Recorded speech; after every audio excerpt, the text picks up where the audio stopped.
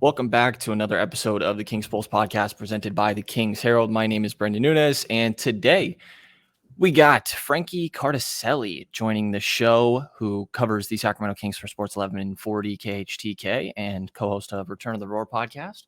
What's going on, Frankie? How you doing, man? Brendan, my friend, I am as good as I can be. Just enjoyed another Friday evening of watching some Sacramento Kings basketball. It's only 9:30. It feels a lot later. It just is. It really is draining watching these games now. And my thoughts go out to all of you out there. The fans have to watch it too. I know it's not easy, but I literally thought it was like 11:30 right now. But yeah, I'm living. Yeah, I don't know that I believe you that it's 9:30. Yeah, it really is. Yeah, I'm with It, you. I think sad games just do this. It is different. Yeah. There's such different feelings. There's such different feelings. We've recorded before after I think the Clippers win, and that was later. That game was a 7 p.m. or 7:30 start, and it just feels so much different coming off of a win. And the Kings have how many wins this year? We have 16 wins. So season's halfway over. It's in the books, and we have not had many fun nights. So Officially halfway over. 16 and 25 now. 41 games in the books. Like you said, we're recording this right after the loss in Denver. The Kings are currently sitting, I think all the games are completed for tonight. Kings are currently sitting in the 11th seed. They are half a game behind the San Antonio Spurs, but they are 4 games behind that 9 seed Minnesota Timberwolves. So they're kind of in this tier of, like I said, half a game behind the Spurs in 10th. And also only a game and a half above the 14th. They're seed 4 back Thunder. of Minnesota now. They're 4 back of the 9 seed now, which is incredible. Just at the beginning of his 3-game losing streak, they were 4 back of the 7 seed, I believe. And now we're seeing it in classic Kings fashion, just starting to slip ever so slightly out of reach. Yeah, we keep hearing them talk about like, oh, well, there's really only 3-4 teams in the West that have it secured. So, they're not writing off underperforming or anything, but I think the wording we've heard is something along the lines of like, oh, we still have an opportunity to accomplish what we wanted to do coming into the year, which is obviously, I would assume, a postseason appearance. And that's getting a little bit further away.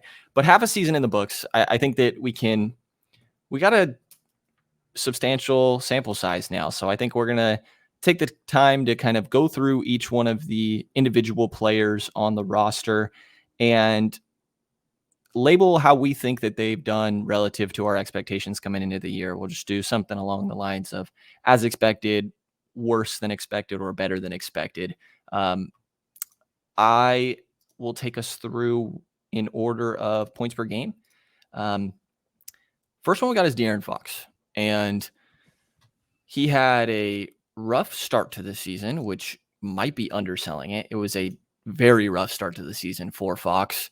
But, since the start of December, and this does not include the Denver game, actually, where he just put up 30 points, he's averaged 22 points and 4.6 assists on 48% from the field, only 23% from three, but also 77% from the free throw line.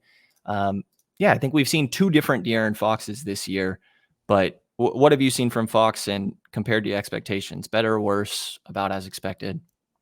It feels tough to say below expectations. Just it feels tough, but if we're looking at in a 41 game sample size, and obviously these numbers aren't fully updated, the 30-point night in Denver tonight might boost his average up to 21, maybe 21 points and change on the year. But 21 points per game, 5 assists, 45% from the field, 25% from three. Those are below last year's numbers. And I don't know if coming into the season, I was fully expecting Fox to be the 25-7 scorer and player he was last year. That was an incredible season that he had. And I know that a lot of numbers were boosted throughout the pandemic shortened season, but I think it's fair to say we all were expecting a little more than what we've seen over the 41 games. Now, granted, the past 4 games, he's averaging 28.5 points per game. He's scored 30 points 3 games in a row. He's the only Kings player in Sacramento franchise history other than Mitch Richmond to score 30 and get 5 assists in 3 straight. So, hey, tip your cap. He's playing a lot better in recent memory, but It's a tough grade to give out at the beginning, just below expectations. But as a whole, it's below. But you can tell he's starting to ramp back up, which is really great to see because the Kings really need him to play like last year. Totally. I think that there's going to be, I don't think, I know there's going to be a whole lot more worse than expectations than better than expectations. Yes, there are. Yeah, we'll get to it as we kind of go along, I guess. But Well, you I think you that, getting ahead of yourself? You looking yeah, down? I You have my already list. looking ahead of yourself? It's sad. It is sad. Oh Yeah, I boy. mean the team as a whole has underperformed. So yeah, Fox, I did go with worse because the start of the year has been really bad for him. And his 3-point shooting has still not kind of gotten up to par. I think his mid-range shooting has been really good. He's been great from the free throw line, and you mentioned the way he's succeeded recently, and the impressive numbers only rivaled by Richmond. So I think that he's performed worse this season, but I don't think my idea of who De'Aaron Fox is as a player has like changed moving forward, because we've Agreed. still seen these capabilities. But yeah, I mean, I think you kind of have to say a little worse, like you Yeah, were saying. agreed. Agreed. It's not a knock on him. I'm not sitting here saying De'Aaron Fox has regressed. He's not what we Right. thought he was. No, he had a tough start to the season, and since that start, he has played very well. Not even just the last 4 or 5 games, but over the last 15, 16 games, he's been playing about at that level. So, um, but hey, we're grading over 41 game sample size, so it is what it is. Yeah. Second in points per game on this team is Harrison Barnes. This is an interesting one. 16.3 points per game this year from Barnes, along with 2.3 assists and 6.2 rebounds on 44% from the field, 41% from three, and 83% from the free throw line. I am going to pull up what his numbers were at the beginning of the season because he had that ridiculous tear at the beginning of the year where it was like, it's the first 11 games here where he was averaging 22.5 points, 8.7 rebounds on 49% from the field, 43% from deep on 6.3 attempts from range, and 86% from the free throw line. And recently I was surprised when I pulled it up that he has been, because he's slumped throughout this year for moments, but recently he's been hitting the three ball at a really good rate. I mean, he's 41% on the year, but I have to go worse for Barnes. I think that I don't have crazy expectations for him coming into the year. It's about just doing everything at a slightly above average level. I mean, he is a really, really good 3-point shooter, but I think that maybe it's partially due to what we saw at the beginning of the year that made me then disappointed with what came after that. But like I asked Gentry pregame today of, Barnes has kind of been MIA recently. What do you think has contributed to that? And he's like, I don't know. We've been telling him for multiple times that you shoot at that rate from three. We want you to get up 8 shots a game. And it's not quite happening. Gentry said he's got to do a better job getting him shots, but it's just not happening. Like, it just doesn't seem like Barnes is that guy, I guess, which is a little frustrating. So I guess like as expected on offense with more inconsistency than I would like, but the level of highs compared to the level of lows maybe even out. But I think he's been quietly like not a good defender. I don't think he's hurting the team necessarily on that end, but like I don't know that I would call him a good defender anymore. So he's not horrible on that end or anything. He's still the Kings' best perimeter or wing defender. I guess maybe Mo. But I went a little worse for Barnes. Not that he's a bad player, but I think it's just slightly underperformed in most aspects for me. Yeah, when you look at his season as a whole, it's like the numbers aren't horrible across the board. When you look at the grand scale, 16 and a half points, 45% from the field, 42 from three is fantastic. And he's now knocking down free throws, 83%. That's great. That's good. That's what we want from him. The only problem is where it's kind of been diluted by that start. That start was just completely insane. And the fact that the fall off from that has been it's been a little intense. And I'd have to look at the larger sample size, but the last 9 games, for example, he's just not taking as many shots, like you said. Now he's knocking down threes at a clip we haven't really seen him. He's shooting 51% over the last 10 games. And that's on 6 attempts almost. So shoot the ball more, Harrison, because you're averaging only 13 points per game over that span. The Kings have desperately needed someone to help Fox out. Ty cannot be looked at as a 20-point per game scorer. That's supposed to be Buddy. That's supposed to be Harrison. Rashaan's supposed to get his numbers in, and he's been out for injury reasons, of course, and because of COVID protocols. But the Kings need that other option, and it's supposed to be Harrison Barnes. And yeah, he missed some time with injury too, but he hasn't scored 20 points. He scored 20 points once. He's one time since November 12th. He has scored 20 points, and that was in a loss to Memphis. He just, the aggressiveness is not there. I'm looking at his game logs here.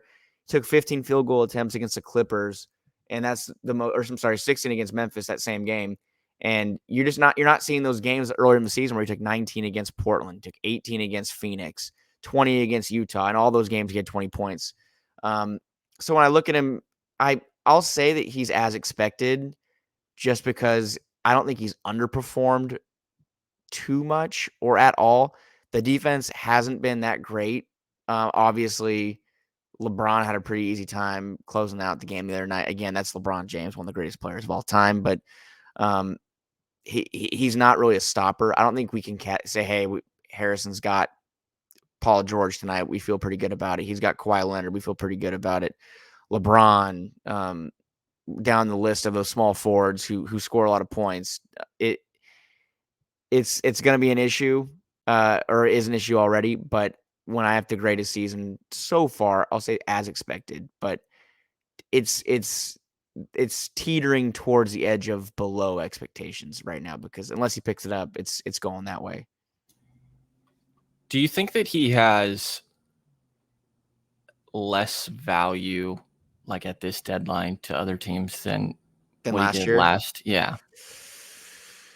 Like, I guess the contract makes a difference, the length of that you'd have him for that extra half year. But like, I don't know. I struggle to get behind all these, like, I mean, I even tweeted it out the other day because I know some Atlanta fans that don't hate it, but like Reddish and Gallinari is their supposed package for a different starter caliber wing. But I think the wording in the Amick piece, I believe it was Amick, was they want somebody that's going to be capable and a difference maker on the defensive end. Barnes isn't that. I mean, I think he's a good defender, but is he?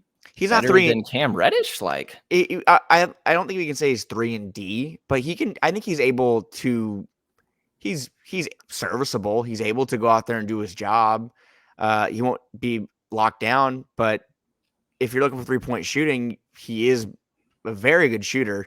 And I'm looking at last year. Last year at this time, through 40 games, he was averaging around the same point, 16 and a half. The rebounds are similar. He has 6. I think this year he has 6, and last year he had 6.5. The 3-point shooting last year set 37%. He's up at 41, 42 right now. So, hey, he's shooting the ball a lot better from the 3-point line. Is his value lesser than what it was last season? Maybe a little bit, but I think the fact that he has 1 year on his deal left, that kind of beefs it up a little bit as far as the interest. I mean, maybe people would be more willing to trade for 1 year of Harrison Barnes than 2. So from a salary standpoint, but it's very intriguing when you look at what moves are going to have to be made. I still think that he's a name that could come up more so in the next couple of weeks because of that very reason. He does have only 1 year left on his contract, and that's probably going to be appealing to some teams, especially contenders. But I was hoping it'd work out. We all were hoping it'd work out here because he is a good player. I think he fits on his team well. Just he's got to pick it up. Yeah, I mean, like trading him, you leave a massive hole on the roster. But at this point, I mean, I don't think that they are taking advantage of having him on the roster. So yeah. I almost feel like you have to capitalize on an asset before he ends up walking for nothing or having a minimal value when he just has half a season left. Talking about potentially if the idea was to hold him on and then move on from him next year. Yeah, I think as a 5th starter on a really good team, I think Barnes is like a great fit in that sort of role. And I guess it is. I feel like I've given Fox a pass or I've understood like a lack of effort sometimes, because maybe not giving it a pass, but it's like, for me, it's like, okay, Rashaan Holmes has a lack of effort this year. And like, I get that just because other guys are also not trying, that maybe that's not a great excuse, but Holmes, like, I don't know. I get how it's underwhelming. And if you had other really good defenders around you, that you would lock in a little bit more on that end. I think it's just kind of natural. In games that the Kings have won this season and Harrison Barnes has been a part of, which is 13 of them, 17.8 points, 6.6 rebounds on 50% from the field, 50% from three, and 87% from the free throw line. In losses with Barnes, 23 games, 15.4 points, down from the 17.8. Went from 6.6 rebounds to 5.9. The field goal percentage drops from 50% to 41%. The three-point percentage drops from 50% to 36%. And the free throw percentage drops from 87% to 80%. That three-point drop from 13 wins with 50% to 23 losses with 36%. It's because, the Kings need these complementary guys of like Barnes and Buddy to show up. Yeah, that's significant. I've said it since last year. I remember when I was tweeting about a game last year, and when Harrison Barnes plays well, the Kings always seem to play well. It really does seem that way. And he hasn't been playing awful, but he hasn't been playing you can't say he's been playing well either. It's been the definition of just in the middle. So yeah, that's kind of where I am with him still to begin the season. Yeah, kind of MIA sometimes, and I think on a lot of teams that would be acceptable, but it's not with the roster that he's working with in Sacramento. Next one's Buddy Hield. This season, he's averaging 15.5 points and 3.8 rebounds, 2.0 assists as well, on 38.7% from the field. Holy shit. 37.8% from three, which for Buddy is not a good rate. 37.8% on 9.5 threes a game, and 87% from the free throw line. And I've been shocked at the difference in some of these games. Like, I want to say he had, I should pull it up and get the numbers right, but he had 18 threes in back-to-back games, 18 three-point attempts, and then he comes out against Atlanta and has 8 threes. He had 22 three-point attempts against the Clippers, which was, I want to say, it was top 5 in his career in amount of attempts. And then he had 3 attempts in the next game against Memphis. Buddy's been weird this year. I think we can say it's below, though. I think it's the worst shooting season of his career so far. And it's, 39% from the field, 38 from three. I don't know what the excuse really can be. I mean, I feel like he is getting looks, and sometimes we know that how Buddy is. He tries to do a little too much. That game you just mentioned, the 20, how many threes did he take? Was it 22? 22. 5 of 22. Yeah. He scored 16 points and shot, 18. That's just incredible to me. It's incredible. And I saw the other day, it's Buddy and Steph Curry are the only 2 players in the NBA this year to take over 22 field goal attempts and shoot under 23%.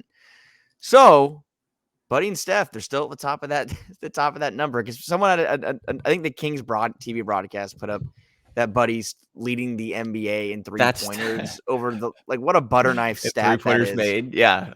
That one is so funny to me. Since December 15th, he's leading. That's great. Buddy Hield doing great. Right. It was a random day in December that they started it at. I was like, what are we doing here? And we all do that. I've probably put a stat like that up before too. It's just because a player starts playing well on November 8th or whatever, and the day before they had an awful game. So obviously the stats are better. I get that. I totally understand it. But it's just funny because Buddy, he's been frustrating to watch this season, and I think he's been here for 5 years. He's the longest tenured King, and this is probably the most criticism I've seen him get, and it's just deserved. He has not been consistent, and his consistency is really needed. And when you talk about Harrison Barnes, Buddy Hield's the same thing. The Kings need Buddy Hield to be Buddy Hield from 2 years ago, and they need Harrison Barnes to be Harrison Barnes from maybe not quite the beginning of the season, but at least the majority of last season. or this team is not going to win, and they're not winning games. And Buddy's a big part of that. He's not shooting well in the year. I mean, most people would take 38%, but no, that's not what the Kings paid Buddy Hield 20 plus million over 4 years for. So below expectations, of course. I don't know if he'll make it in another 41 games on the Kings, but these 41 down have just not been fun to watch. Yeah, definitely below expectations. We didn't even mention horrible on defense. I mean, I think that was expected, to be honest. Goes without saying, I think. But yeah, I mean, every night you just watch him just get blown by, and just the happy feet is completely blown by to the basket by. Yeah, tonight against Denver, the end of the third, they ran that Compazzo Jeff Green pick and roll 3 times in a row. I want to say Buddy Hield was in for the first 2, but not for the third because there was a Tristan Thompson free throw in between, so they subbed him out. It was him and Bagley, him and Thompson in the first one, and then him and Bagley, and maybe it's the Big's job to be communicating, but I mean, I don't know. All 3 of those guys are pretty rough defensively. Yeah, we can remember the team is horrible defensively as a whole. The team is just god awful. Arguably the worst in the year. Statistically, they probably are the worst in the team, the worst defensive team in the league. So, hey, Buddy's a big part of that. So at least he can take some credit for that. Yeah, there's, I think, scenarios where Buddy Hield looks like a solid player. Apparently, they're 27th in defense. Shout out to Portland and Houston for being absolutely atrocious on defense. Western Conference. Yeah, living it up. Yeah. So I think that there's teams that maybe can talk themselves into Buddy Hield fitting well with an already really good roster they have in place, just by his 3-point shooting and being able to do that off movement at high volume and hit shots of high difficulty. There's still been games this year where the Kings don't win without Buddy Hield, but there's also been plenty of games where I see get that label, but it's yes, I don't win without him, but they needed his scoring burst that he had in the second half, but also I don't know that they would have been in this position if he wasn't so cold in the first half. It's kind of a weird year with Buddy. I think, slightly below expectations. I'd imagine that he's on the trade block like we've heard for the last 10 years. We'll see what happens this offseason. It's same thing with wins and losses as Barnes, by the way, and wins. You see 17.6 points from Buddy on 42% from 3. In losses, you see 14.1 points from Buddy on 34% from 3. So I'm with you. Worse from Buddy there. Next guy, we get a positive one. Tyrus Halliburton. I know. What do you have on Tyrese? Tyrese is killing it. Hey, Tyrese Halliburton, thank you for bringing us just a little bit of happiness over this 41 game marathon of pain, sorrow, sadness. He's been great. Obviously, we know what he has with the playmaking. The 3-point shooting this year has just been awesome. 43% on the year. Obviously, that number needs to update with tonight's stats in Denver, but also the defense. Ty, I believe, is top 5 in steals. If I can just check that real quick. I believe he's top 5 in the league in steals per game. Yeah, 1.6 per game. Yeah, he's 4th in total steals. Top 10, in steals per game. The defense he's also is there. 14th in assists, which is crazy. 14 assists. He's averaging 7 a game, give or take, 6.8. He's taking that leap, and it's why these conversations have started between the Fox Tyrese conversation. The fact that's even a conversation is it's a testament to how well he's played, and he deserves the praise. And obviously he's exceeded expectations. I mean, and that's something that the Kings and Kings fans should be really excited about. Yeah, very much exceeded expectations. And for that to be your second-year guy, expectations to the point where I'm like, wow, this guy has all-star potential. And I think that you could claim that last year, but I was like, if I had to bet, maybe he makes 1 at most. And now I'm like, no, I could see multiple. I mean, I still think that's an uphill battle, but I think it's way more within the picture than it was previously with some of the self creation we've seen and all those games of 2010 while Fox was out. And it's just about consistently keeping his aggression level with Fox on the floor alongside him as well. And I think both of those guys are just going to take a little bit of time to get used to playing alongside one another. And yeah, I had a whole rant on it, a bunch of rants on it recently, I guess, but Oh, for sure. they both need each other. Like if a good player can't play alongside other good players, then I don't know what we're doing because they have to. Yeah, and I think you asked a question, who is the best player that De'Aaron Fox has been around in his time in Sacramento? It's pretty clear it's Tyrese at this point. It's Ty. And I think before that, I don't even know who was if there ever was a middle ground found on who the best player De'Aaron had. Was it Bogey?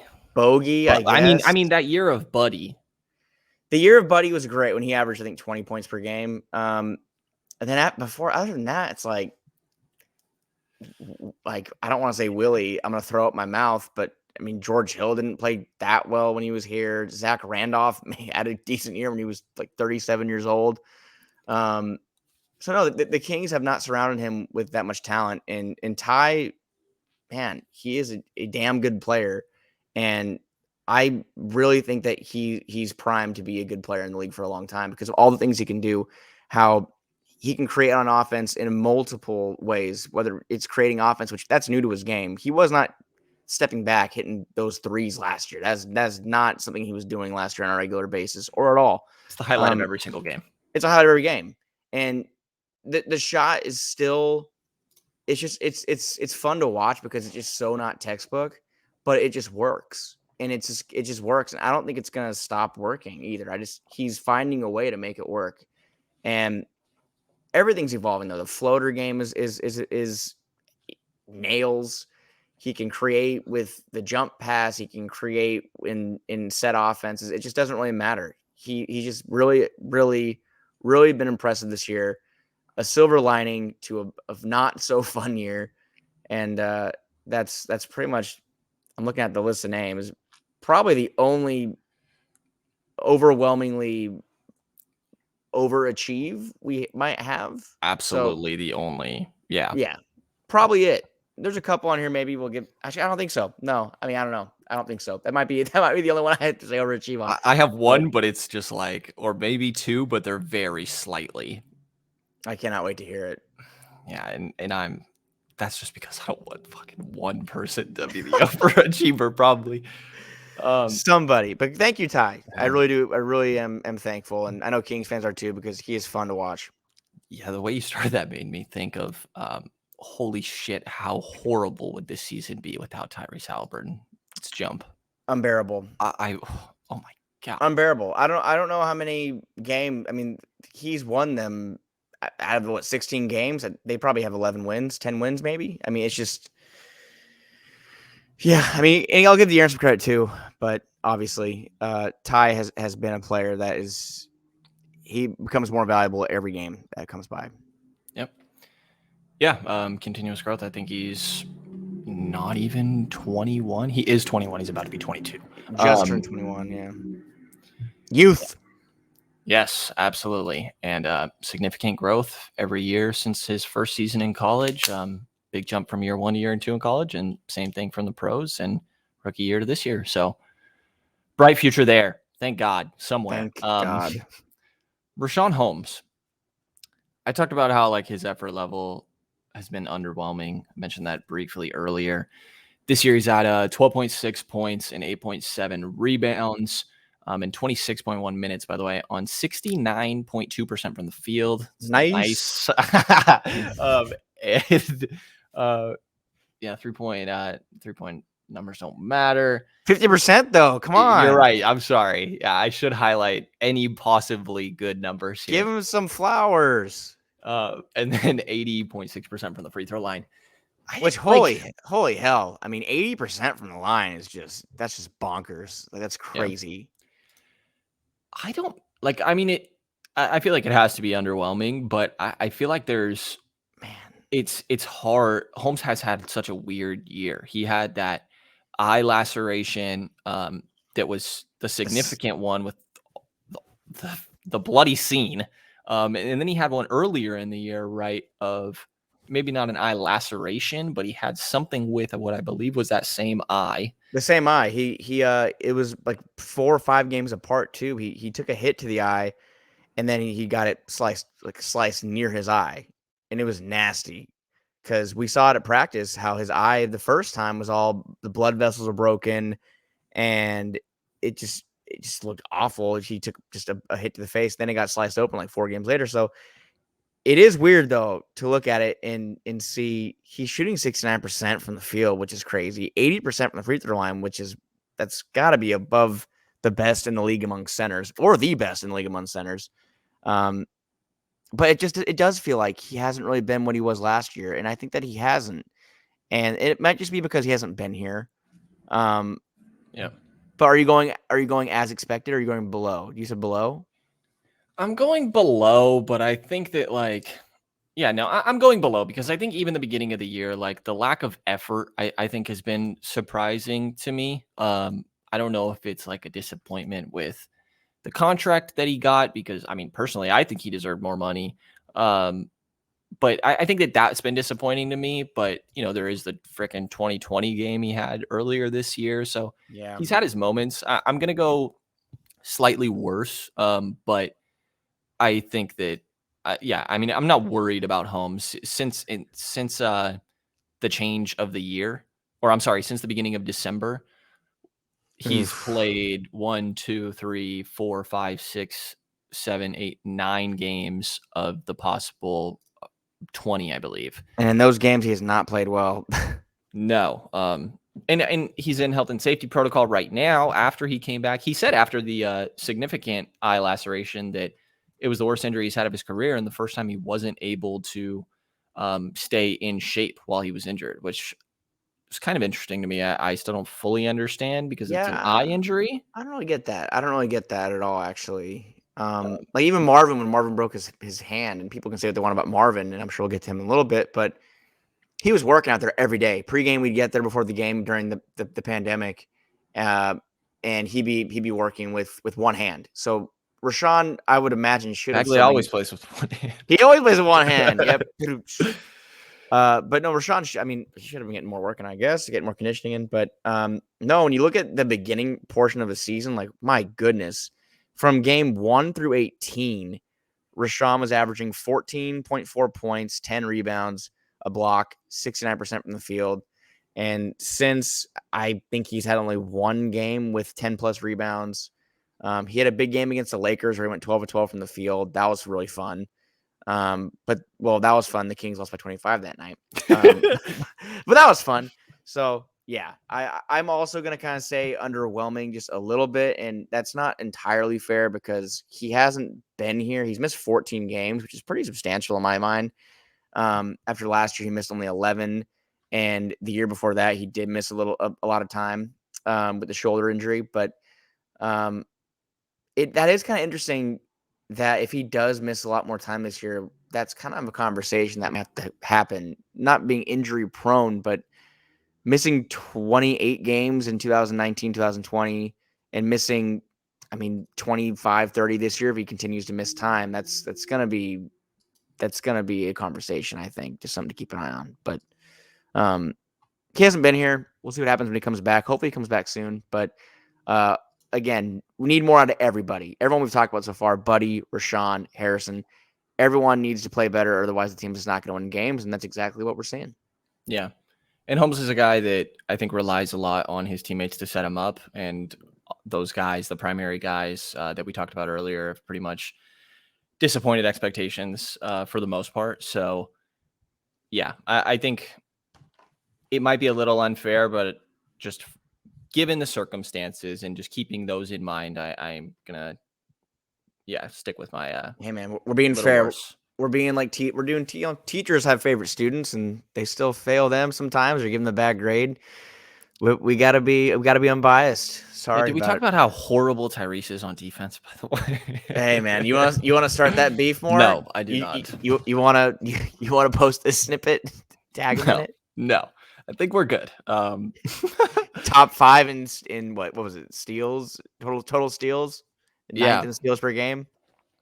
yeah. Yeah, Ty's no, got and Ty's been really good off ball. Yeah, just joking there. Next guy what's up, Ty? after Rashaan, Terrence Davis. 9.5 points, 3.1 rebounds, 1 assist on 40% from the field, 30% from 3, and 80% from the free throw line.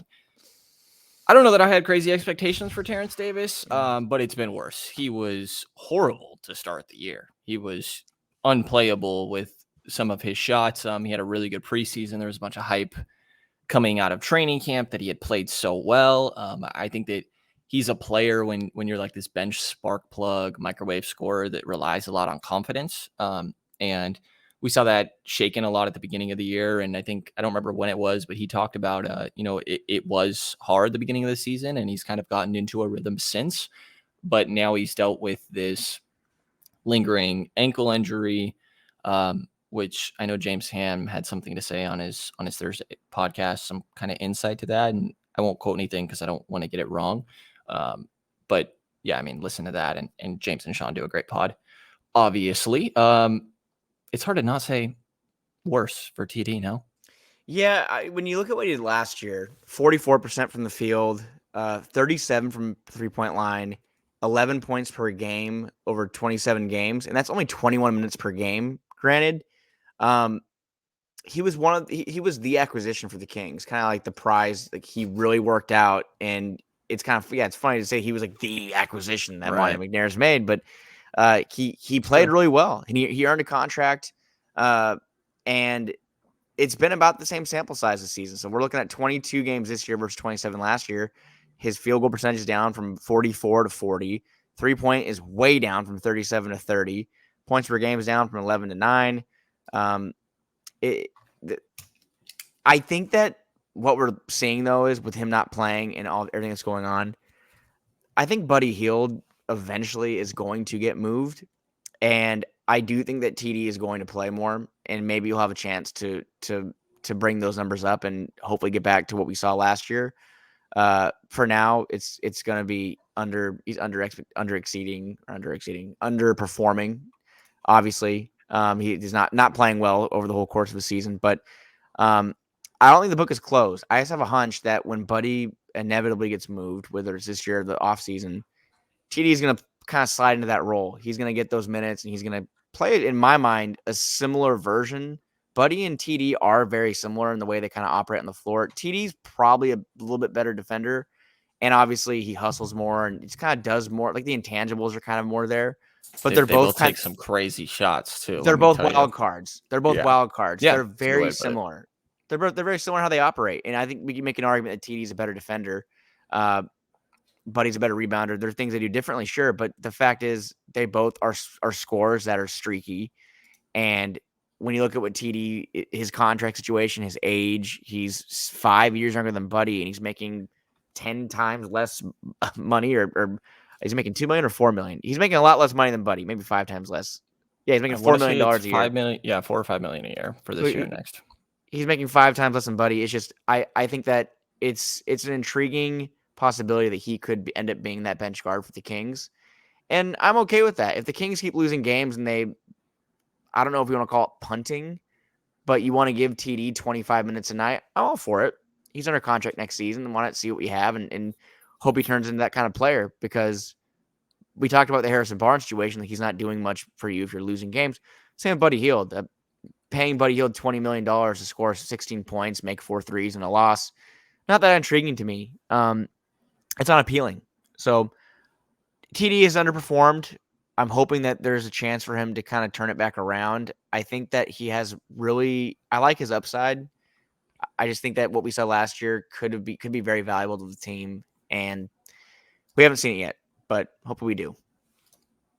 Yeah, I'm with you. I think similarly, like a down year, but I still think that there's a really solid player in TD. This is, he is 24, which I guess some people would call old, but this is his third year in the NBA. Are you So saying when that you because you're consider, 24? You're saying that because you're I guess 24? so. You No, think I that? just think like NBA standards, like I people wouldn't call it old, but I don't know that people would call it young. I guess I would say. I would say, and I've been asking this question a lot myself too. I'm 27, and when you're 27, you are either, all right, I'm a pros pro, I'm a really good player, or you're like a fringe guy. There's like your Miami Heat LeBron James or your Mo Harkless and the Kings. They're about the Ooh, same thing. wow. Holy shit. Yeah. Wow, those ages. Mo Harkless twice. Whoa. Yeah. Mo's Yeah. I think Mo just turned 28. So Mo is yeah. 28. Yeah. 24, I'd say you need to start kind of becoming the player, or you have to be the player you're going to be. I think it's kind of, you don't see many stories of people at 24, 25, 26 growing into superstars. Or I'm not saying Terrence Davis is going to be a superstar, but just the player that you're going to be. I think you kind of become. It's like your high school years. It's like the NBA's version of your high school years. I think it's like your senior year when you're 24. It's like the last year where you can, have excuses. I can still get away with shit. Yeah, before you become a real adult. Yeah. Yeah. There we go. Yeah. There we go. Yeah. Which is so funny because sorry, finish TD. You're I'm good. looking at Davion is 24, which is honestly insane. Or Yeah. about to be 24. But sorry, thoughts on TD first. No, you're good. Yeah, TD, even if he never develops into this, if he just stays as this streaky 7th, 8th guy bench scorer, I think there is a lot of value in that when you actually get like decent defenders around him. I don't think he's a positive impact defender, but I don't know that he's like hurting you actively when he's out there. I think he can be about neutral, maybe a slight negative, but like he's just one of those guys that I think also would really benefit from having good defensive wings behind him, able to clean up, which I say one of those guys is the entire damn team, to be honest. But yeah, I mean, he had a stretch this year of 23 points, 28 points, 16 points, 19 points for 4 games in a row there. And I think just him being able to have those 5-game spurts, having 4 of those throughout a season, even, I think holds some value. And I agree with you. Like if Buddy goes, I think it would be interesting for TD to get a little bit more opportunity, and seems like a confidence guy. So getting in a rhythm and being able to develop that, I think we could see some pretty promising stretches from him. But Davion is next on this list. Rookie 9th overall pick. I think that's right. Pretty sure. Yes, Yeah. yes, 9. it is. 9.4 points on 25 minutes, 9.4 points, 3.3 assists, and 2.2 rebounds on 39% from the field and 30% from 3 and 66% from the free throw line. Yeah. I actually said as expected. Yeah. It's a rookie point guard. Yeah. I know he's a 4-year guy. His defense has been better than I expected. Defense, yeah. The defense has been, it's kind of been, I don't know, the plays that he makes where he really stands out and locks down somebody, they're so fun to watch. But I don't think you can say he's been great defensively. And I think a lot of people want to say that's what he's known as, a stopper, but I don't think he's been like what he was in summer league or anything like that. But obviously he's a rookie. He's not supposed to come in and start defending the best players in the world at a high level. And he's like a 6'1" guard. I don't know what 6'1" guard was going to be this great impact on defense. Like one-on-one on the perimeter is great, but I just don't know that he. Yeah, I think it was too much to expect him. I'm not saying you, but no, I think Summer League put some expectations on him for sure. Yeah, like he's gonna be a stopper. He could be, but yeah, I'm certainly not mad at slightly worse. I just think that I don't know. I think I probably had a little lower. I mean, those percentages actually are pretty bad. Yeah, I don't know if I expect. I mean, sure. I don't know though. I'm like, this is a really tough one because I don't want to say he's. it's just when you look at the 39% and 30%, and 66 from the line as a guard, I don't know how you can say, oh, it's expected. I did not expect him to come in and shoot 39, 30, and 66. That's a little. Now I don't want him to shoot 40% from three in 45. I was more expecting like 42, 33, 70. Mm-hmm.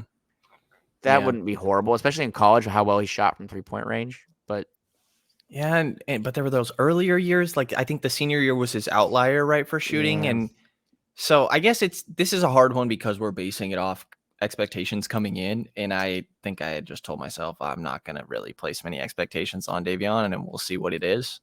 Yeah, I mean, I don't think has Davion either won or lost you any games. Like, no, right? No, I don't think so. I don't think he has won it. Well, he had a nice shot late against Portland. It was kind of a fadeaway to put them up 5 with like a minute 20. So like I don't know if that won. I think Marvin's shot in the corner of that game won the game, the 3-pointer, which that was a good moment for Marv. But no, I mean I'm looking at his games. He's had a couple of games like where he's blown, like he scored 22 against the Warriors.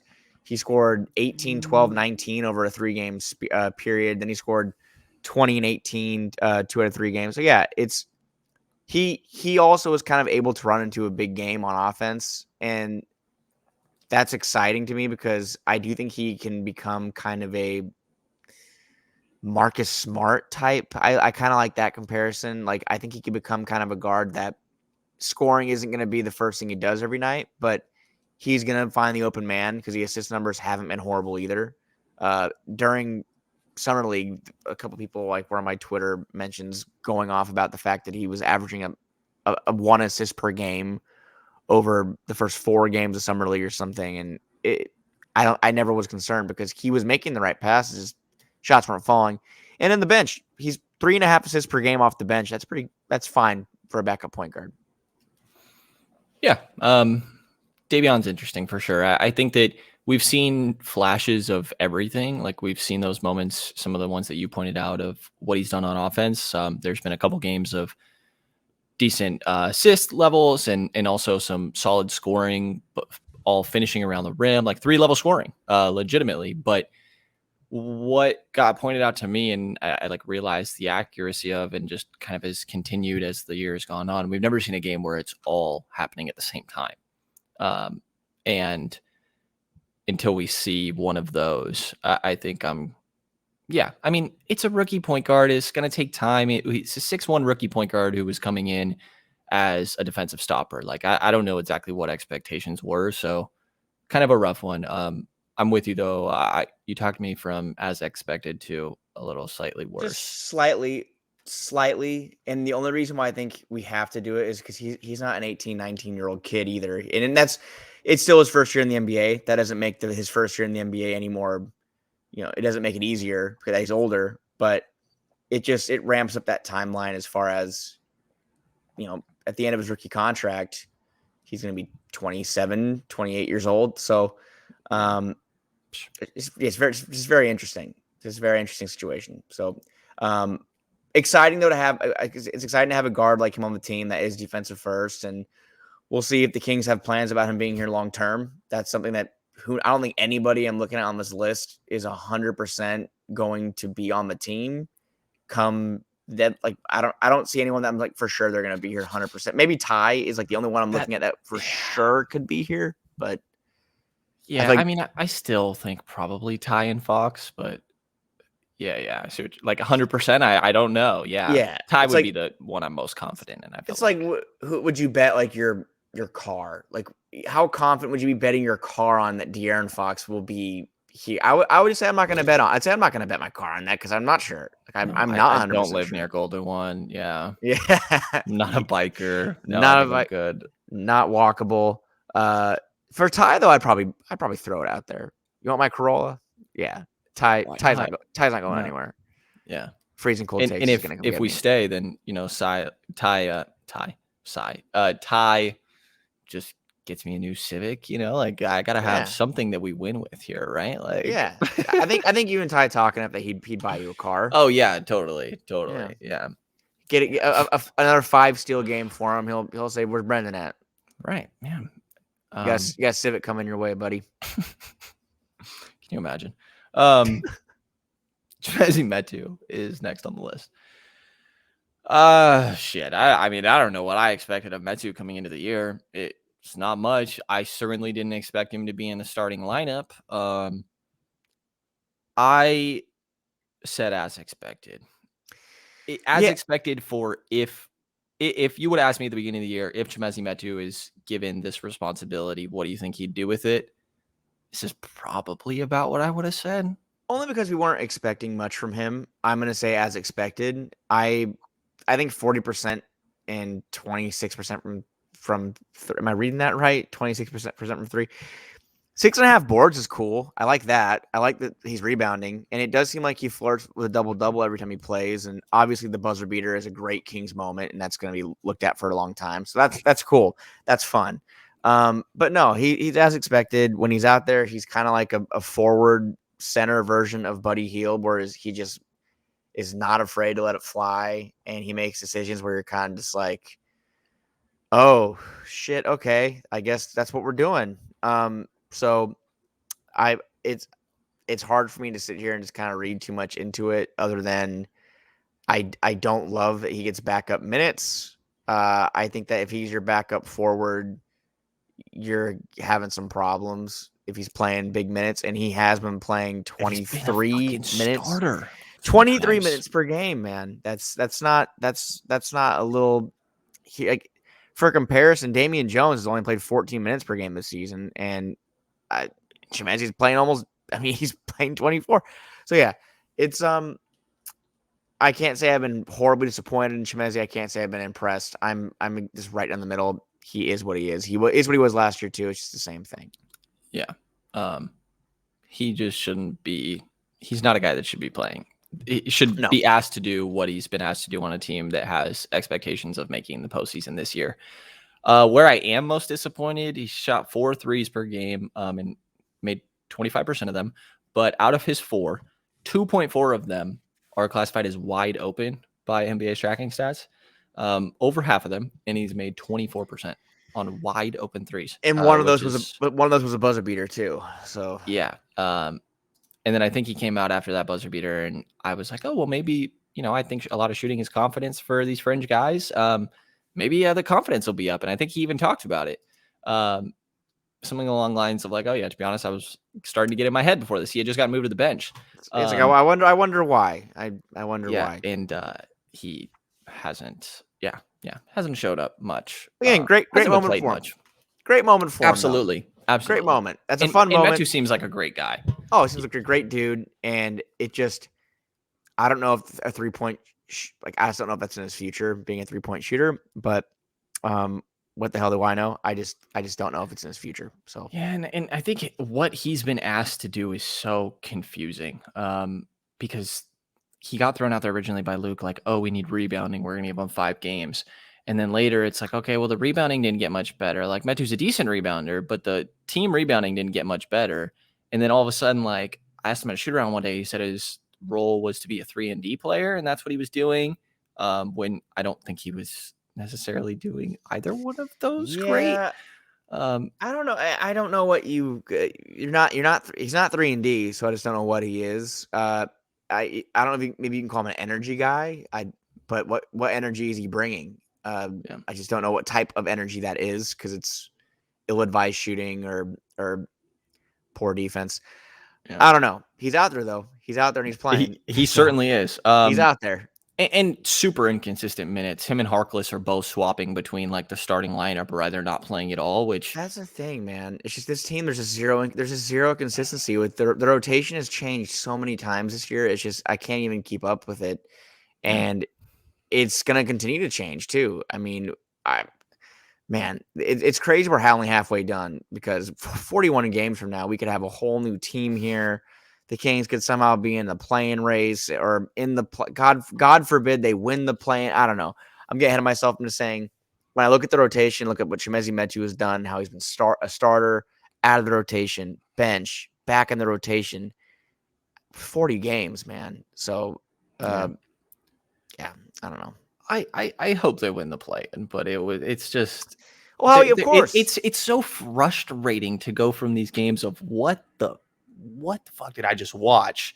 To they're really gonna beat the I don't know, the Suns right Minnesota now. Yeah, or like yeah, well, they come out after some shitty performances, and it's like, oh, we're gonna beat the Miami Heat right now while they have I mean, they're missing guys, but they do have Jimmy Butler Butler, and Lowry. Yeah, Tyler like Hero. I mean, those are good players. Those are good NBA players. They beat. It's just and then you lose to the game before you the lose to Hawks. Jalen Brunson and yeah, yeah. Jalen Brunson cooks you, and then Kevin Herter. It's so interesting to me, and it's frustrating because this team. Not to go on a whole tangent before we move on to Marvin, but they've missed the play-in. They've been the team on the outside looking in, the last team on the outside looking in for I think 3 years in a row. 18-19 they were the 9 seed. 19-20 pandemic shortened season. They missed the play-in by 2 games. They're the 11 seed. 2021 missed the play-in game by 2 games. They tied for the 11 seed with New Orleans. It's just they're on the outside looking in every year. Barely. The bar got lowered, so the Kings made sure to get just below it again. They lowered to yeah. They finished 9th. They could have finished 9th or 10th. Nope, they finished 11th 2 years in a row. So, and here we are again. We're locked into this 11-10 probably finish. It's really going to be interesting to watch. But as we go on with this list, I just obviously this roster isn't reading these names and going through them. It's not going to cut it. It's just not going to do it, man. No. It's not going to do it. They need better surrounding guys. I mean, I'm going to hold on to hope that they can get a good coach in the offseason, and that's what the change is. But just like I was hoping last year, and when the Ham tweet came through of Walton sticking around, I was like, well, shit. Guess I'll find a new way to be optimistic and pray that the draft goes well. That ham bomb rattled me too. Oh God, yeah. Waiting at the doctor's office, just saw that. Like, well, you remember traumatic event. Now I'm happy. Now I'm happy that I'm here. So yeah, there we go. Next one, Marvin Bagley has been in the starting lineup recently. 21 minutes per game, 21 games played as well. 8.1 points, 7.0 rebounds. He's done a really good job of rebounding the ball recently. I know you pointed that out. Maybe not this game, but the game before. Less than 1 assist per game, as he does 42.9% from the field, 22.4% from 3, and 72% from the free throw line. I'll go first, and I guess we can speed it up a little bit on some of these guys. Well, we're almost to the bottom where a lot of these guys. I mean, once we get past Damian, I don't think there's. Or yeah. I guess we could throw Mo in there. Mo was my last. Yeah, a lot of incompletes, but please, your thoughts on Marvin? I actually went with slightly above average, but above expectations because okay. I just think that we've seen him accept a role, and I don't know that was the case before. Unless I'm forgetting the end of last year, because he did become a solid 3-point shooter last year, and it sucked that has disappeared. Like that is really harmful. Holy shit, he's 17% on wide open threes. A lot as of late too. And the last 4 or 5 games, he's really fallen off as far as his offensive production. They do not care about him shooting. No. But he's finished around the rim weirdly nice with his left hand every single time, but weirdly nice. He's done a really good job rebounding. He's still a horrible defender, but like I think that what's done it for me is that like he has seemingly had that mind shift change of I'm not going to go out and just try to prove that that there's still a star in me, and instead I'm just going to go out and play my role. And I think that like that's just been encouraging for me. I don't know, going through these numbers, I'm like maybe not, but yeah, I think that just he has the athleticism and fluidity and length of like, if you're going to accept a role, I think that there is a spot for you in the NBA somewhere. And I think at the end of last year, I was like, I don't know if this guy is an NBA player for many more years. And that's the thing. The numbers are worse, right? But Marvin Bagley, the player, to me, has been a better basketball player. And I think that the first 3 years of his career, he was just kind of trying to get his points, get his buckets, get his numbers. And this year, he's making the extra pass. The effort is there. The hustle is there.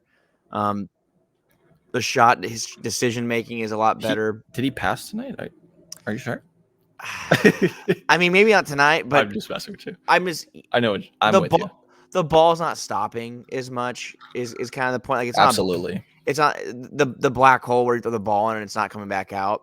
And that's one thing that Chris Watkins and I have talked about a lot is that last week complained about once the ball would enter the post to Marvin, it ain't coming back out. And we've come Kings fans are so accustomed to DeMarcus Cousins and how he played, and he was such a great passer. He was a good passer. He was very giving.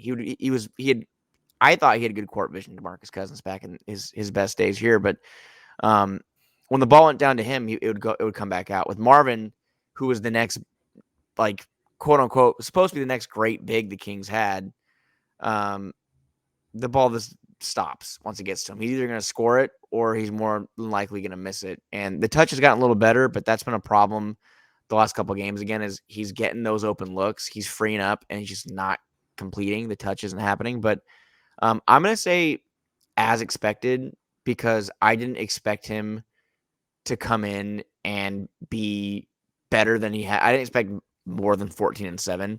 I knew his role was going to be diminished, especially when the week leading into the season, we know he was out of the rotation completely. So opening night, that was this year. Yeah, it doesn't feel like that was 3 years ago. Yes. God, what a circus of a season. They fired their coach 14, 17 games into the. Oh God. Yeah, it's a circus. The puke game. There's so many things to see. Like James has to. Someone was making a joke about when James Ham writes his book, and it's like, man, I think we all could write a book at this point, just about this year alone. So, I'll say in the middle, just Marvin. I think maybe I'll even teeter a little. Like I'll put the gauge a little towards exceeded, just because he has played better as a team aspect. He's played more team basketball, and that's good for him in his career going forward. Because I think teams, they know he has talent, but he needs to be able to play with other. He needs to play. There's 5 players on the floor, so it's not just Marvin Bagley's world. It's the Sacramento Kings, and he's going to play going forward. So, yeah, I think there's a good chance. I'd be surprised, honestly, if he is still here. Oh, me too. After the deadline, with his contract value and he's going into restricted, I don't. I found myself having a moment of like, should the Kings like maybe match the qualifying offer? And then I was like, no, what the hell am I doing? Well, me too, because he's only 22 is the thing. It's just he's so young and he has talent, and I know, and I'm not saying I speculate. I just know he's gonna go somewhere else and he's gonna be good. I don't think he'll be an all-star, but I could see him averaging 16-8 or 17-9. He's gonna be good somewhere. Yeah, and I wish he was here, but it can't be, probably, right? Like I'm with you. I think that there's potential for him to be solid somewhere, but I'm just at the point where I'm like, both sides, it's for the better to break this up and move on. I think it's over, and I think he's at least going out on a good note, and he's being a good teammate. He's being a team player. This, of course, is the same season he refused to come into a game, but that was, in my mind, purely Walton related. So that was Walton related. That wasn't him not wanting to respect his teammates. And he's been seemingly, what I think is pretty different since Gentry. Oh yeah, and he even said that he loves playing for Gentry, and so he's playing you, so of course, yeah. But and no, why would you say it's been a hard Kings career for him, and I do think it's nearing the end. It makes me sad because I do think he's going to have success elsewhere. If I'm wrong, I won't say that's great, because I don't want him to not succeed, but I wish it would have worked here. I think all of us Kings fans wished it would have worked and he would have been the player that they thought he was going to be. And the Luka thing didn't happen, but it did. Marvin is what he is. Luka is what he is, which is unfortunate for us. And life goes on. It does. And we got to experience Alex Len's best game of his Sacramento career, or at least this season. I believe it probably also includes the 15 games he played in 1920. It was the most points Alex Len has scored in a Sacramento Kings uniform. Double-double as well. Killer. Just 18-10. The only answer to Jokic, there was no answer. But the closest thing The only player who didn't get cooked every single time by Jokic. He held his own on defense, I thought. I think that he was far and away Sacramento's best option as a big. 28 minutes, 7-11 from the field, 4 or 5 from the free throw line, with 10 rebounds, 3 of those being offensive, 18 points. There's 2 steals in there as well, actually, and 2 assists. I actually think that, like, in the short roll, he has been a good passer earlier in the year. Since he's come back from health and safety protocol, which has only been a couple games now, and I think he's still just slowly getting worked back in, with tonight maybe being the first outbreak of getting more comfortable. He said post-game that he's feeling fine when it comes to conditioning, but he does have like a slight thing bothering him with his lower back still. So I think there's that, but yeah, I think that when it comes to Len, as expected, really, nothing. Oh, yeah. Nothing, I don't know what is all too notable, really. No, as expected. I think that when he's in, he does a decent job of rebounding. I think where's per 36 here? Per 36 minutes, Alex Len's pulling down around 10 rebounds per game, that's great. That's what we need. The rim protection has been pretty good, and he did a decent job with Jokic tonight. I mean, nobody could stop him, but I do like having him on the team and his depth. Also, I've never heard him speak before tonight. And Same. I thought he had I thought he's from the Ukraine, and I thought he had an accent. And he just does At least not. a little. He is nothing. Yeah, you would have never known. I was like, oh, you okay? I was expecting like a Russian kind of like Ukrainian. I don't know. I just like, oh yes, I got a Jokic, and it just wasn't. That wasn't it. And because he looks like he's a scary looking dude. And knowing where he's knowing where he's from, I was surprised by his voice too. He's one player that they've never brought him out for media with us at the games or at practice or anything. So that was surprising to me. I am absolutely with you. So I'm trying to see if I can pull up the clip of him talking to include, but it may not happen. Might not be loud. Yeah, I don't know if it's gonna happen. It's too spontaneous. Who we got next? Tristan Thompson. You wanna go ahead with this one? Again, this is where we're at the point in the list where the expectations were minimal, and he's been rebounding. I will say, honestly, you know what? No, I think he deserves a little bit of props. I think that he's played.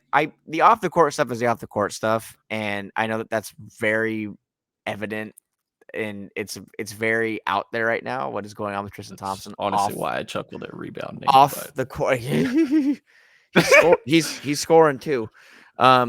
He's scoring for sure. It's he's played well. 51% from the field. He's averaging 5.5 boards a game. He's had a couple double doubles. He's been, I think, a very good teammate. I think he's been a really great guy to have around the locker room, at least from the outside looking in. I'd say he's exceeded a tiny bit. I'll say I expected and a little exceeded because when he is in the games, I don't think he's playing like awful. Like when I think of awful, I look at what Hassan Whiteside did last year. The efforts there a little more, but I'd say average. It's in the middle. I actually went slightly worse, but I think I also had maybe the highest expectations of Thompson from like most people I talked to. And it's not like I thought Thompson was going to be great or anything, but I was like, oh no, I think this guy could win the backup center spot. You're a Boston guy too, right?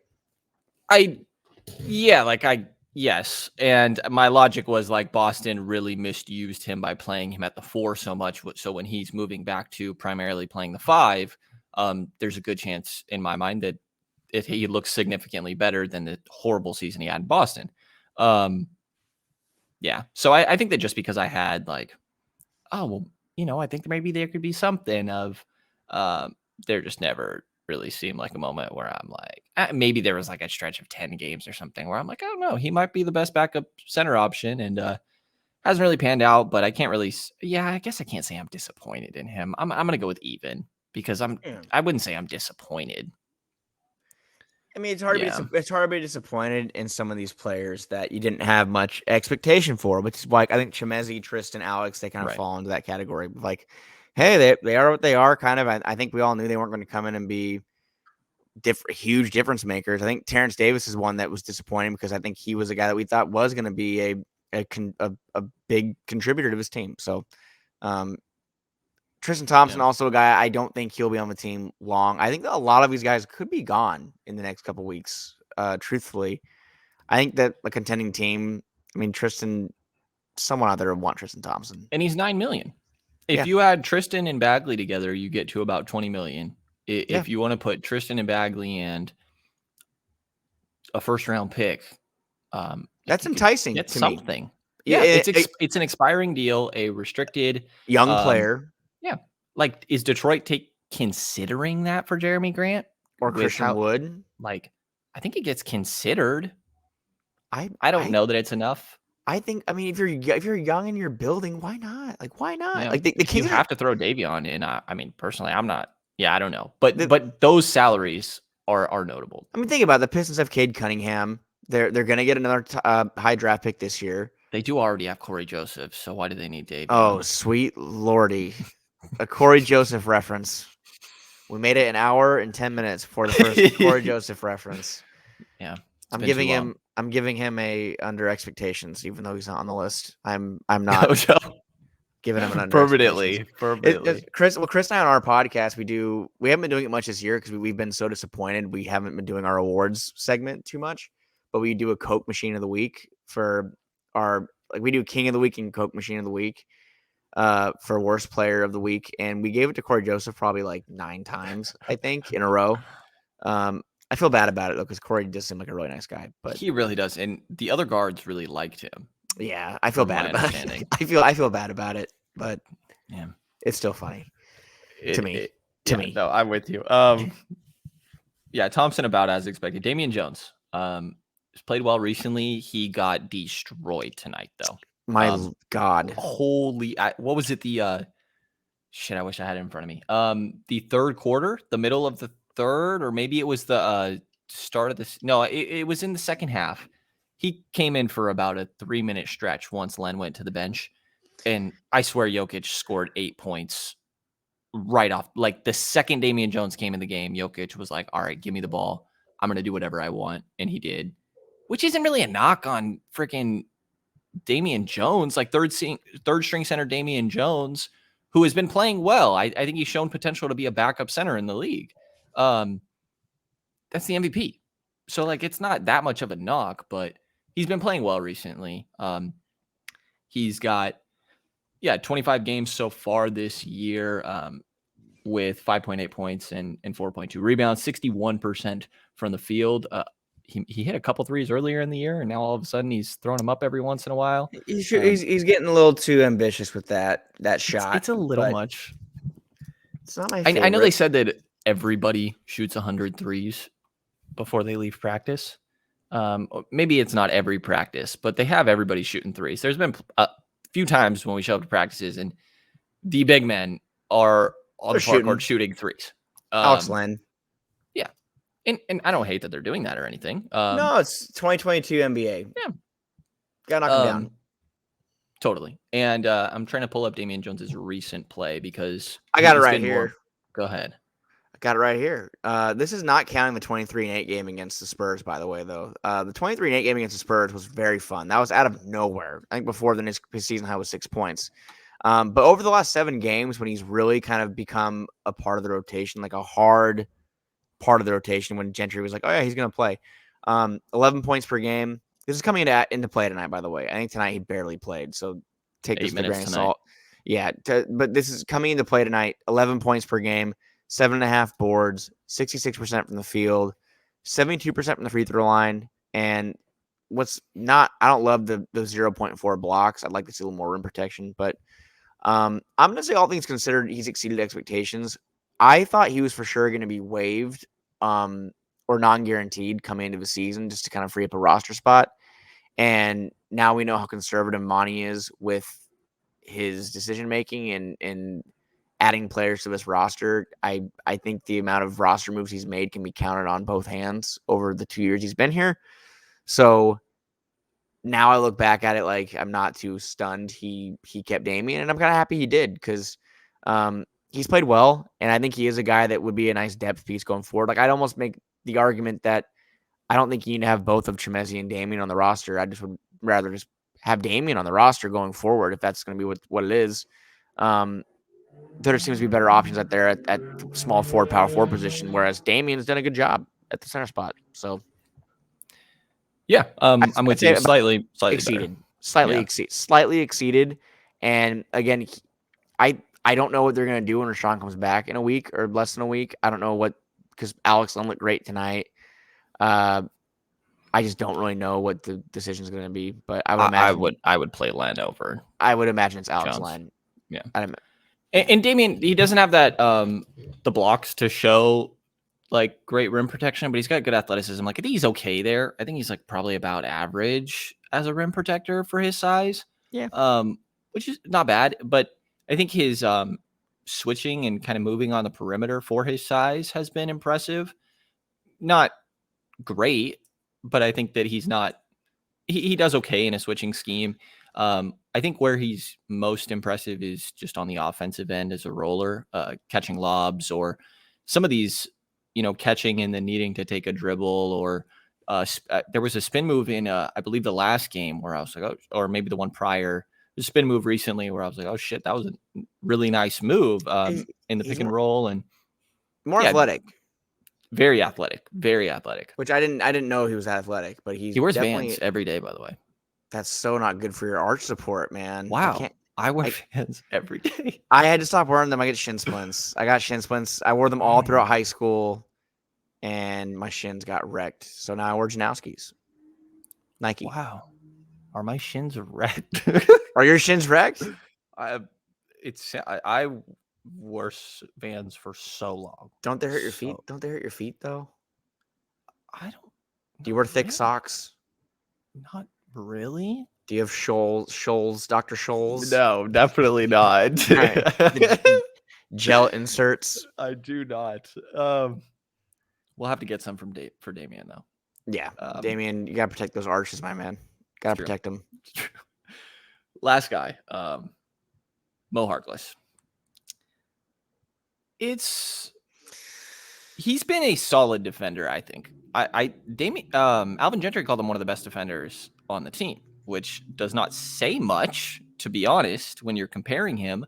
And it was in response to me asking a question about why I think it was Bagley was on the floor for a big defensive possession, I believe against Miami, or maybe it was Dallas prior to the Metu game winner. And instead of Harkless, and he just kind of talked up Harkless a little bit and said he's one of the best defenders on the team. But it's been interesting because his moments of frustration on the floor are like really, there's been a lot of them.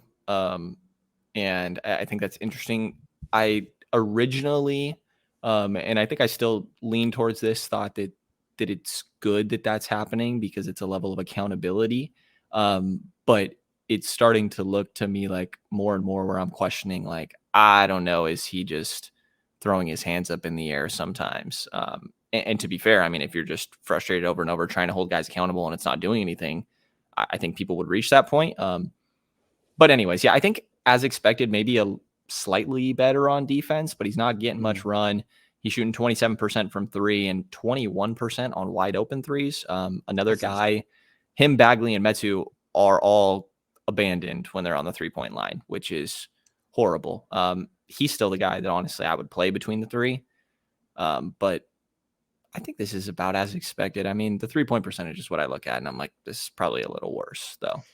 Yeah, again, with the Chimezie situation, I think that Mo definitely should play. I think that he's someone that can help this team out. I think he's on a 2-year deal as well, so he's a guy that probably will be here, I'm guessing, next year, unless they waive him in the offseason. But the other big acquisition. For Monty McNair with the big names. But no, Mo, been watching him since Portland, and he was a 3-and-D guy. He was a very good 3-and-D guy for a couple of years there, like a really good role player, a high-end role player, starter. And he just has years sometimes where he actually is hitting threes. Yeah, and this year he's not. And the fact that he's shooting 45% from the field actually really surprises me. I thought it'd be lower. So, and I know that the offense with him has kind of picked up the last couple of games. I think he scored 6, 7 points in the last 3 games in a row, which is kind of crazy for him. I think, It I is mean, picked up. It's just funny to hear. that's something. I mean, he's only averaging what 4 on the year. So, hey, man, he's almost doubling his Yeah, numbers. So, balling. I would like to see him play more going forward. And as far as the rotation being shaken up, that's one thing that really he hasn't really gotten a full legitimate chance to be a part of the rotation every game. And that's a simple, not fix, but an idea. He But did at the beginning of the year. he was a The starter. stretch that everybody wants to talk about is like, oh, we've shown that we're capable of being a good team. Like, I absolutely want to see more Harkless, You which want to is see so sad that you that's want to see Mo Harkless. you want to see Mo This is Harkless? I mean, no, I did that on purpose. Yeah, I do want to see Mo Harkless. I want to see Mo Harkless too. I'm all for it. I really am. And he's also a really nice guy, which I know Kings fans really care about, a player being nice rather than winning games. But um, I know he's also been very intense on the sidelines as of late. He wants to win. Um, He's with had some interactions with Buddy he's for had some sure. interactions. I think, man, Buddy just does seem checked out, and I'm sure it is tough for guys that really do care and want to win here. And I know that Buddy's kind of he's probably had his suitcases packed in his house and just waiting for that call so we can just head right out. Did you see again in the game today where it looked like it caught Buddy telling Mike, the defensive coordinator, Longobardi, like, okay, I got it. Like it seemed like what I was reading was like, all right, chill, quit telling me this shit over and over. I got it. Yeah, and I had someone, a friend of mine, say that there was some kind of like a spat on the bench again, and I never saw what it was or who it was, but there was another kind of like instance of things got heated Tonight against Denver. against Denver. I never saw what it was or found out who. I think Buddy was involved again though. I'm guessing did someone get? It's just I just don't think he's happy, and I got very very frustrated just during the game because I just was just thinking. And then I'm going off at Mo. I mean, just let me my thought real quick, then I'll finish with Mo. Is that I cannot believe they're just rolling this team out there every single night. There's continuing to just let it go. And It's at the point where Gentry is like, I don't know what to do. it's embarrassing. It's embarrassing. I was talking to some other media members about it a couple games ago. Just what can we even ask? What do we even say anymore? What can they even say anymore? There's nothing that they can say that we haven't said before. There's no questions that we can ask that haven't been asked before. There's no games that we can see that we haven't seen before. We've seen every single dumb, bogus ending you can possibly think of, from the De'Aaron Fox phantom rebound that got turned into a jump ball to blown Yeah, these leads, calls recently. everything. But to end the player, the grading, Mo, I would say I expected a little more of him, but it's not really fair for me. I expected a little Mo out of him. More to 3-and-D, but I'll just stick with as expected and give him in the middle because the defense has been good. He is probably top 3 defender on the team, and I think he deserves a chance to play a little more because the team is so bad at defense. They need more of it. So play him over the players that can't defend at all. Chimezi, maybe even a couple minutes from Buddy, especially if Buddy's not shooting. So yeah, I won Harkless over Me too. Mezzi and Bagley, and I feel like I'm missing somebody else. But yeah, that's where I'm at there, and that's everybody, man. I mean, Yeah, we didn't get to Justin Robinson or Emmanuel Mudiay. I know yeah. Ade Murky, obvious pluses. If I say Namish Kita's name 3 times and put it in the clip, this might go viral. This might go viral. Namias Keita. All-star Namish Kita. Yeah, Keita. Now we're famous. Exactly. Yeah. Portuguese. I am Portuguese. Are you? Yeah. Well, yes. We're gonna go with Okay. yes. Yes. My dad is technically adopted. Oh. And his adopted dad, not technically, I guess he is. And so my grandpa, quote unquote, is Portuguese. And we're like just getting to understand what actual heritage is. Like what that But I've means. rolled with Portuguese my whole life. My last name is Portuguese. I was wondering what it was. Yeah, if it was a Z, my understanding is it would be Mexican, but it's an S and it's Nunes. It's Portuguese. Letters and words are funny. It's They are. my last name. I think people just don't even want to say it. It's Italian, and even at our own station, like Carmichael Dave has given me like a shout out for a stat or something, and even our new host Nick Cattles the other day, they've tried to say my name. They say Frankie. Say, oh, our guy Frankie. It's like it's not that scary. You can try Frankie to say C. it. Yeah, it's just try to sound it out. Just try. Yeah. Yeah. Can you say it? Are you a Cartoscelli? There you go. You made me so. I was so. It put you on the spot. Yeah, I was like, I think I said it earlier. Well, what are you gonna ask? Are you a big pasta guy? I'm stereotyping the shit out of you right now. I had pasta last night. Perfect. Some garlic bread. Are you kidding me? You're all offended that I asked it. Forget about it. Perfect. Forget about it. I think that's a great closing statement. On that note. Yeah. Since that's as good as it gets here. Running on a happy note, which is nice because I really needed to end the day on a happy note after that viewing experience. So yeah, handful of games. There's still a decent stretch here until the February something. I should know this. I think it's the 21st, or it's. I think it's after the deadline this year. Use this computer in front of me. Maybe we should look it up. I guess we could look it up.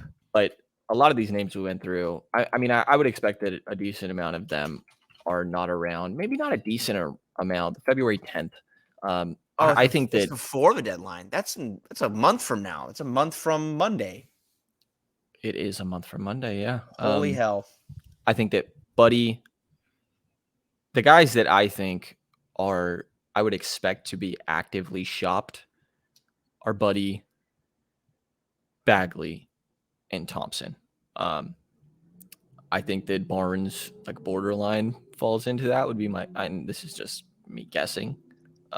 But Buddy, Bagley, Thompson, I think if you get a solid deal, like I think those are the guys that you are actively shopping and making available, and Barnes potentially falls into that as well. I agree with those three. I think a dark horse could be Davion if it's a big enough deal that needs another piece. I would not hesitate to include Davion. Oh no, if you know if you're including him too, it's probably going to be for somebody good too. So, I wish we knew how Monty operated. It's funny. Like, I'm a Yankees fan, and I know how the GM Brian Cashman. I know how he operates. How he's always working. He makes the big moves, and when he's being quiet, it means he's working on something during deadline season. Even with Vladi, we knew that he was capable of making a move. Pete D'Alessandro, 2 days earlier, horrible.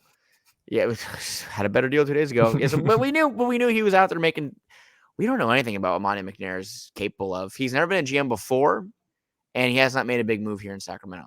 So, I like the almost moves, but like I don't. Yeah, almost. We almost would be a good. Almost would be a good team. Almost. We almost drafted a decent player, number 2, but yeah. Almost had. Well, that wasn't Monty, but yes, it wasn't. But hey, pretty close. And then we almost had DiVincenzo, Kuzma, and that wasn't really Monty's fault. That was more so the Lakers just got. Yeah, and I like all those deals if they go through. Oh, I love it. Yeah, but I don't know. It's hard to give credit when they did. But I also would have loved to just keep like if the Kings would have kept Bogey. I think we kind of moved on from that really quick, and we have to move on. There's no reason to dwell on it, but he joined that offseason and had to make the decision right away, right? Yeah, it's just like you probably should have just kept him.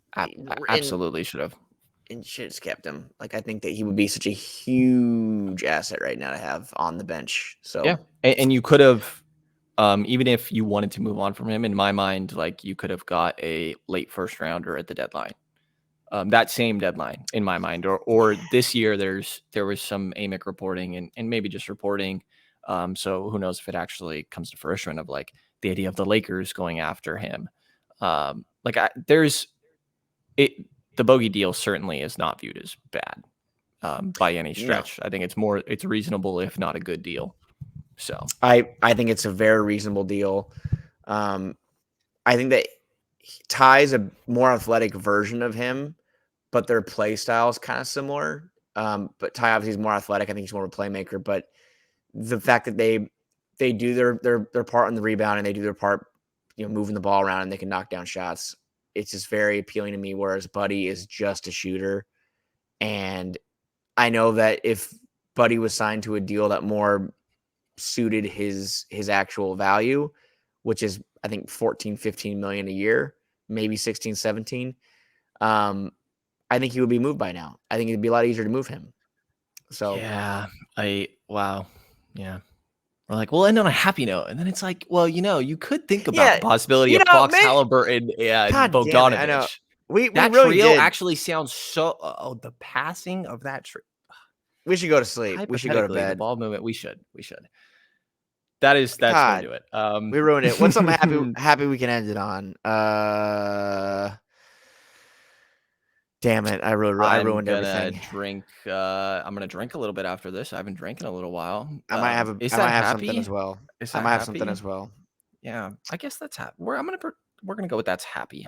We're gonna go with that's happy. Whatever your vice is. More pasta in the future. I have some in the fridge. Yeah, Italian. I will make it tomorrow and make sure to not break it in half or anything. Don't break it in half. You can't break it in half. You can't do that. Yeah, I won't. Yeah. All right. Yeah. On that note, vote Namish Kita into the All-Star game. Kita. I just saw that. I didn't know it was Namish. It is Namish. It's Namish. Apparently. Ish, like I had a Utah State assistant coach on here, and he educated me on that one. Beautiful. And then it's Kita, I believe is the last name. I always say Kita for some reason. I believe it's Kita. I knew it was Kita. I just did not know it was Namish. I thought it was Namish. Yeah, Namish, apparently. Namish. It's Namish. Namish, I believe. Namish. Okay, well, I'm gonna go back and listen to that other episode. It's David Ragland. If you look it up on the podcast player. Well, but yes, Namish Kita is gonna be an NBA All-Star. So he is. He also speaks very good English. That assistant coach told me he hardly spoke English when he got to Utah State. That's very impressive to me. People that come over, because I've heard that English is one of the hardest languages, or the hardest language to learn. It's just not really a beautiful language. From everything I've come to understand, is the way that we talk is not beautiful. So I'm not shocked to hear that. Bullshit. That's bullshit. I'm not shocked to hear that at all. But yeah, that's really cool to hear. And again, the Alex, I mean, maybe Alex Len was born in Ukraine and moved here when he was a baby or something, because I think he went to college, he went to Maryland. Maybe he's just from here. Yeah. I was surprised that there wasn't the slightest accent. I was really expecting I must break you, like something. I really was expecting something like that, and it just didn't happen. So yeah, he looks like he could be the bad guy in like a Die Hard movie or something. Yeah. He could. Bruce Willis is going to be coming after him. Absolutely. That is a good note to end on. Yeah, we're happy. We're happy again. All right. Absolutely. Definitely. Everybody check out all the great work that Frankie does. Might have him on here a little bit more often if things all work out. KHTK 1140 at F Cartoscelli 3 on Twitter. There we go. Return of the Roar Pod with Chris Watkins. Shout out Chris, by the way. C-Dub. Missing anything else? No. Thanks for having me, man. It's fun. Of course. It's always nice. It's nice to make light of everything, and hopefully we have some fun times to talk about soon. I really just would like to watch some winning basketball. I really would enjoy that. So I want a new car now. So Ty, yeah. What's up, man? Yeah. Yeah. And apparently I'm gonna figure out if my shins are messed up. And I'll do that before the next episode here, and I'll probably put on my Vans to take my dogs to go to the bathroom in a second here. Keep an eye on those shins. I will keep an eye on it. That's all I got. That's going to do it for this episode of the Kings Pulse podcast. Definitely everybody check out all the great work that is going up at the Kings Herald at a regular basis. I should have something there in the near future. I should have more things on the Sacramento Bee as well, and be sure to stay on the lookout for more episodes of King's Pulse on any major listening platform. Please subscribe, rate, and review, and you hear from us again in the next couple of days.